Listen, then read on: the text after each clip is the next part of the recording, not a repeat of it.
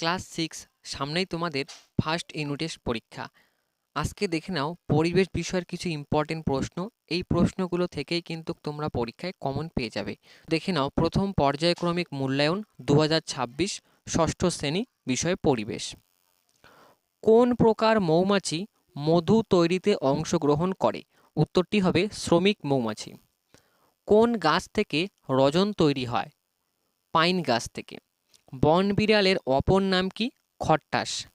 গাছের পাতার সালোক সংশ্লেষ প্রক্রিয়া কি পরিবর্তন? উত্তর হবে রাসায়নিক পরিবর্তন। একটি কঠিন পদার্থের উদাহরণ দাও। পাথর। একটি তরল পদার্থ হলো পারদ। একটি গ্যাসীয় পদার্থ হলো হাইড্রোজেন। এখানে একটু টাইপিং মিস্টেক আছে, এখানে হবে জল একটি হলো যৌগিক পদার্থ। সবচেয়ে কঠিন মৌল হলো হীরক। সবচেয়ে ভারী তরল হলো পারদ। পদার্থ কয় প্রকার ও কি কি? পরমাণু কাকে বলে? অণু কয় প্রকার ও কি কি? অণু ও পরমাণুর পার্থক্য লেখো। ভৌত পরিবর্তন ও রাসায়নিক পরিবর্তনের পার্থক্য লেখো। মৃতজীবী কাদের বলা হয়? ভিটামিন কি? অ্যান্টিবায়োটিকের কাজ কি? লাল পিঁপড়ে কোথায় বাসা তৈরি করে?